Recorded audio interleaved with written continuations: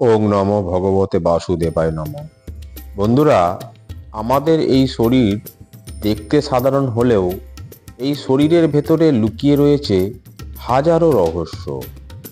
আমরা মাঝে মাঝেই শুনে থাকি খাদ্যচক্র, ঋতুচক্র, বিষ্ণুচক্র এই রকম শব্দগুলি, কিন্তু দেহচক্রের কথা শুনলেই অনেকে আমরা অবাক হয়ে যাই। হ্যাঁ বন্ধুরা, ঠিকই শুনেছেন, আমাদের শরীরেও রয়েছে বিশেষ ধরনের চক্র। কুণ্ডলিনী শক্তির নাম তো সকলেই শুনেছেন। এই শক্তি লাভ করলে আপনি যে সর্বশক্তিমান হয়ে উঠতে পারেন এটাও হয়তো জানেন, কিন্তু না, আপনি পুরোটা হয়তো জানেন না। কুণ্ডলিনী শক্তি কিভাবে অর্জন করা যায় আর এই শক্তি পেলে আপনি কি করতে পারবেন তা জানলে আপনি হয়তো চমকে উঠতে পারেন। জীবন দর্শনের জানা অজানা চ্যানেলে আজকের আলোচ্য বিষয় কুণ্ডলিনী শক্তির রহস্য।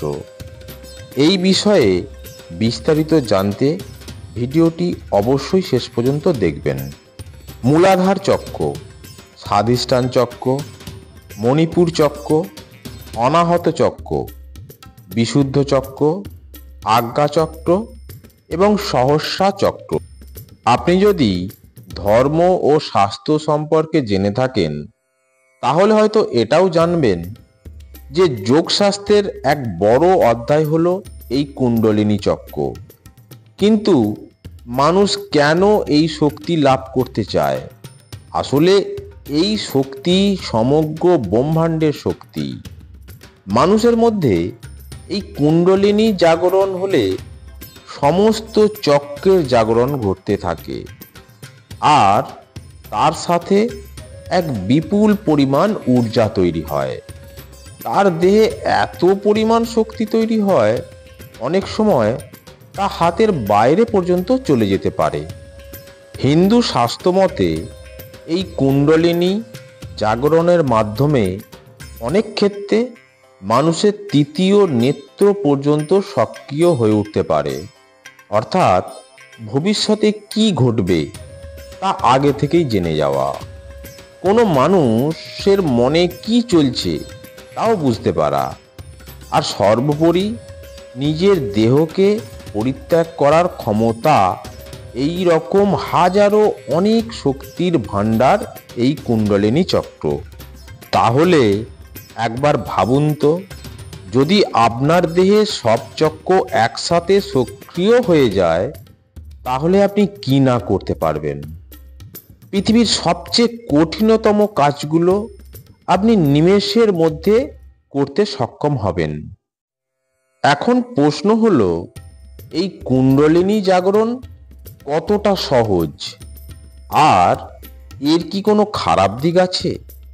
দেখুন বন্ধুরা, এই পৃথিবীতে সব কিছুরই খারাপ দিক আছে, আবার ভালো দিক আছে, দুটোই আছে।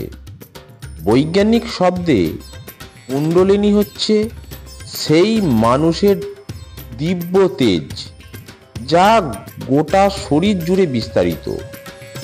কোনো মানুষের মানসিক শক্তি যদি বেশি না হয়, অথবা তার মধ্যে প্রকৃত ক্ষমতা যদি না থাকে, তাহলে জোর করে এই শক্তি জাগরণ করলে সেই ব্যক্তি পাগল পর্যন্ত হয়ে যেতে পারে। কারণ আমাদের প্রত্যেকের শরীরেই আগে থেকেই এক শক্তি রয়েছে, এক স্বল্প ঊর্জা থাকে। নিয়ন্ত্রণ করতে আমরা হিমশিম খেয়ে যাই। তাহলে একবার ভাবুন তো, যে ব্রহ্মাণ্ডের সকল শক্তি যদি আচমকাই আপনার শরীরে অবস্থান করে, তাহলে আপনার শরীর আদেও কি ধারণ করতে পারবে? তো তার থেকেও বড় কথা, সেটা সহ্য করতে পারবে তো? অনেক যোগ পুরুষরাই এই শক্তি লাভ করতে গিয়ে মানসিক ভারসাম্য হারিয়েছেন। তাই শুনতে যতটা সহজ লাগে, এই ক্ষমতা লাভ করা ততটা সহজ না। যদিও বর্তমানে যোগের অনেক পদ্ধতি, ধ্যান, প্রাণায়াম, আসন, অনুশীলন এবং মন্ত্র জপের মাধ্যমে কুণ্ডলিনী জাগরণের উপর অনেক আলোকপাত করা হয়। যার মধ্যে এই শক্তি জাগ্রত হয়ে যায়, সে তার মেরুদণ্ডের সাথে এক চলমান বিদ্যুতের মতো অনুভূতি বুঝতে পারে। অনেক রকম সমস্যার পরেও যদি আপনি এই শক্তি লাভ করতে মন থেকে ইচ্ছুক হন, তাহলে অবশ্যই কোনো গুরুদেবের কাছে পরামর্শ নিতে পারেন।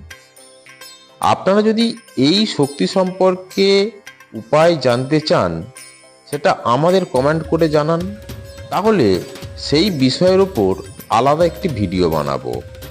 আর আজকের ভিডিওটি ভালো লেগে থাকলে লাইক এবং অবশ্যই শেয়ার করতে ভুলবেন না। এই রকমই বিভিন্ন পৌরাণিক রহস্য অথবা সনাতন ধর্মের অনেক অজানা বিষয় জানতে আমাদের জীবন দর্শনের জানা অজানা চ্যানেলটি সাবস্ক্রাইব করে রাখুন। ধন্যবাদ। রাধে রাধে।